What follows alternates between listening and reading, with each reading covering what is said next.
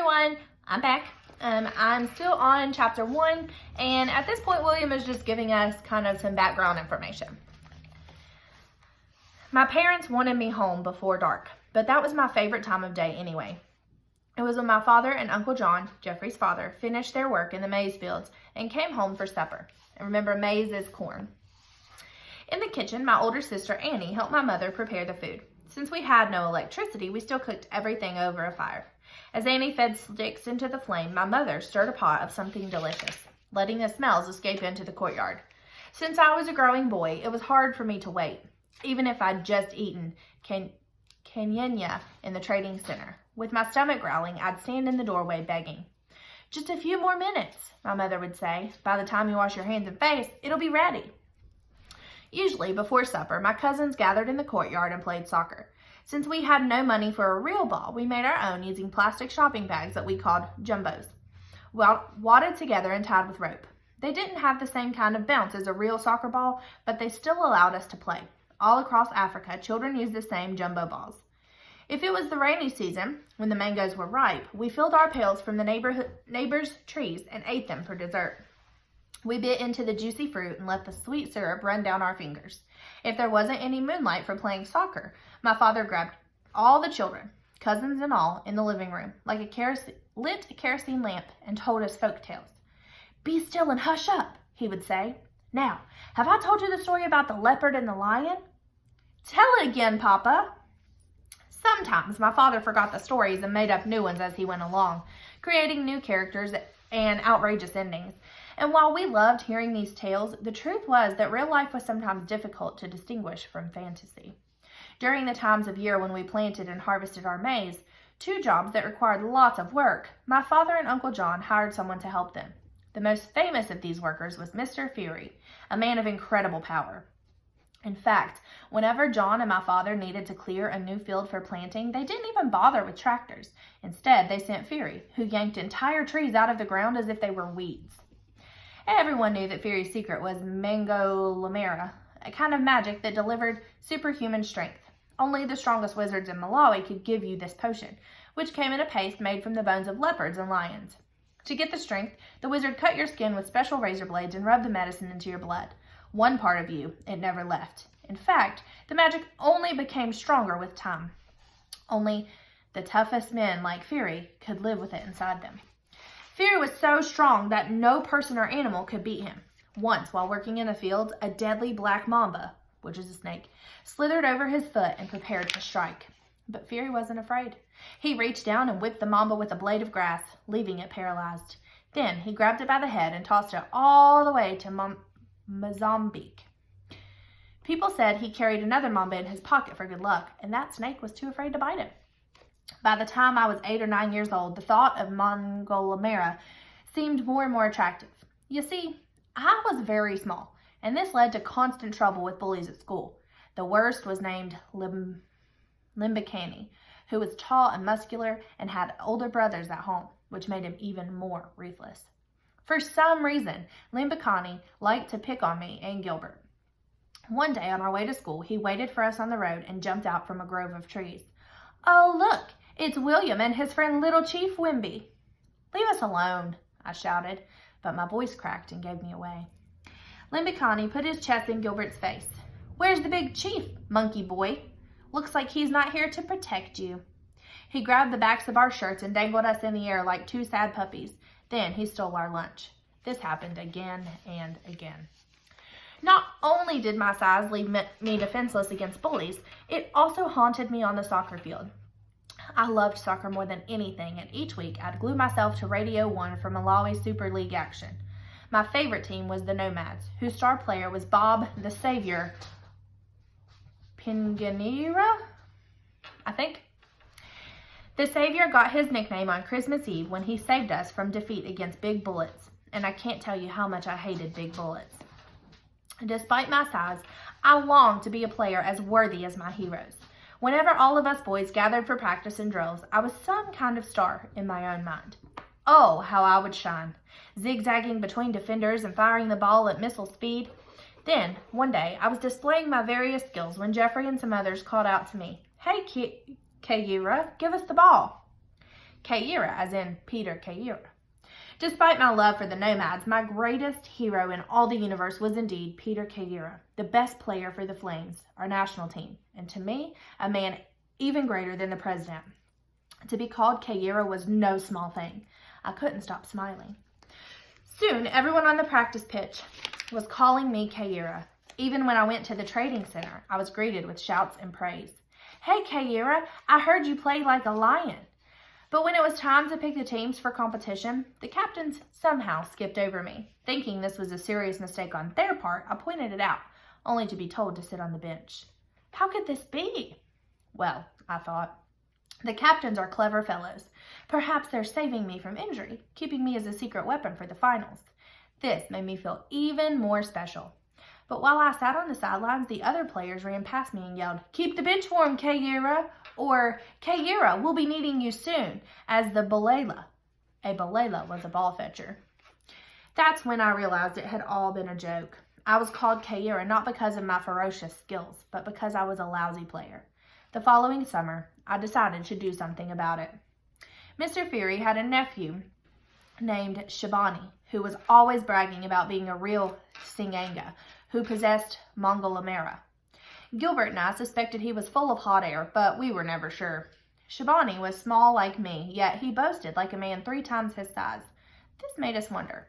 Shabani didn't go to school, but worked all day in the fields with his uncle, so he was usually there when I returned home in the afternoons, complaining about bullies or sitting on the bench. One day, after hearing another one of my pathetic stories, he pulled me aside.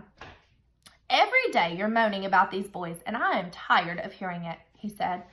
"I give you Mongolamera. You can become the strongest guy in school. All of the bullies will fear you." Of course, having superpowers was a lifelong dream. On the soccer field, I could fly like a leopard with legs like rocket launchers. Pow! Reacting to my Mongolamera. Bullies at school would wet their trousers with fright. My father had always warned me about playing with magic, but now with Shabani standing there, smiling like a mongoose, I couldn't resist. "Okay," I blurted, "I'll take it." "We'll do it in the Blue Gum Forest," he said. "Meet me there in 1 hour and bring 20 tambala. A tambala was like a penny in our Malawian money. An hour later, I arrived in the forest and waited in the shadows for Shabani, my heart beating fast. Shabani then appeared through the trees, carrying a black bag that contained something heavy. "Are you ready?" he asked. "Yeah, I'm ready." "Then sit down." We took a seat on the soft red dirt, and he opened his bag of wonders. From inside, he pulled out a tiny matchbox. "In here are the black-ended bones of lions and leopards." Blackened. I can't talk today. Along with other roots and herbs. He fished out another package filled with strange dust, which he mixed with the ashes. Those other materials are extremely rare, found only on the bottom of the ocean. "So how did you get them?" I asked. "Look, boy," he snapped. "I'm not some ordinary person. I got them from the bottom of the ocean. I stayed down there for 3 whole days. If I wanted to, I could turn every person in your stupid village into an ant. So don't play with me, Bombo. If you want this kind of power, it will cost you lots of money. What I'm giving you is only a small taste." I didn't even see him pull out his magic razor. Before I knew it, he grabbed my hand and cut into my knuckles. "Ah!" I screamed.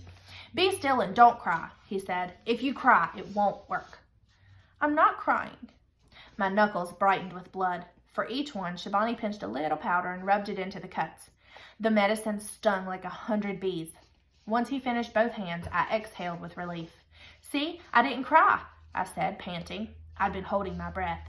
"Do you think it'll work?" "Oh, yeah, it'll work." "When?" I asked. "When will I have my power?" He thought for a few seconds and said, "Give it 3 days to work its way through your veins. Once it's complete, you'll feel it." 3 days? "Yeah, and whatever you do, don't eat okra and stay away from sweet potato leaves." "I'll remember." "And lastly," he added, "tell no one."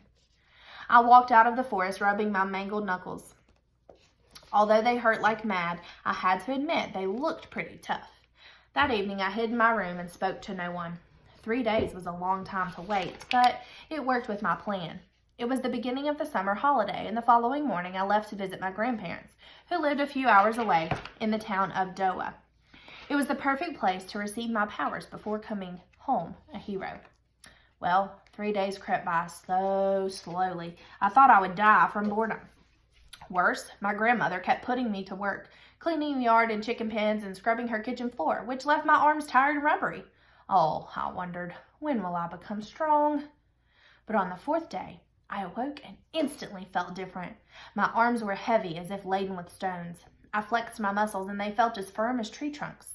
My hands, squeezed into fists, were as solid as 2 bricks. Heading outside, I took off running down the dirt road to test my speed. Sure enough, I felt the wind in my face like never before. That afternoon, my Uncle Mata invited me to watch a soccer game at the town field. Perfect, I thought. Here, I can test my powers. Like always, the place was packed with people. But I had no interest in the game. Instead, I scanned the crowd looking for the biggest boy. When I found him, around my age, standing on the far corner of the field, I walked over and stomped on his bare foot. He let out a cry. "Excuse me," he said, hopping up and down. "You just stepped on my toes." I stared at him, saying nothing. "I said you stepped on my toes. It hurt." "So what?" I said. "Well, it's rude, don't you think?" "Then why don't you do something about it?" He looked confused. "What do you mean?" "You heard me. Do something, Cape." A cape is a drooling idiot. "Well, in that case," he said, "I'm going to beat you." "That's what I was hoping you would say." We began dancing around in circles, and I wasted no time. I unleashed a flurry of punches that were so fast and terrifying that my arms blurred before my eyes. I gave my lefts and rights and a few uppercuts for good measure. My iron fists moved so furiously that I didn't even feel them smashing his face. After a while, though, I began to feel sorry for the guy, so I backed away and took a breath. But to my surprise, the boy was still standing. Worse, he was laughing at me. Before I could unleash another deadly round, I felt a terrible pain in my eye. Then another and another. Soon I was lying on the ground while his fists pounded my back and stomach.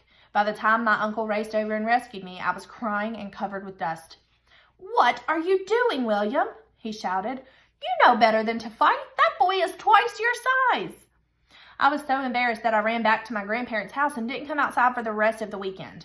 Once I got home, I found Shabani and confronted him. "Your magic doesn't work. You promised me power, but I was beaten in Doha."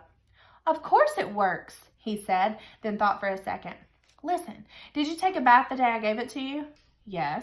"Well, that's why. My medicine doesn't allow you to bathe." "You never said that." "Of course I did. But as you can see, I was clearly cheated. My first and only experience with magic left me with sore hands, a throbbing eye, and a healthy dose of skepticism. Gradually, the witches and wizards didn't seem as frightening or powerful, and I began to look at the world in a different way. I saw it as one explained by fact and reason, rather than mystery and hocus pocus. But in this world, there still existed the same set of sorrows. All right, and that puts us at the end of chapter 1. So I hope you guys enjoyed it. I think it's going to be a good book so far. I'm seeing a few similarities between A Long Walk to Water and this, other than that they were both located in Africa. You know, the way they're using everything. They would use the caps off of their mom's olive oil so that they could use that as toys. And something interesting that you can Google, there are videos on YouTube. There are things on Google that show you like the different toys that kids use around the world and how they make them. And that's pretty interesting, you know, because we buy our toys here. We don't have to worry about making them. So that's a very interesting thing to see. So I will be back next time for chapter 2. Bye, guys.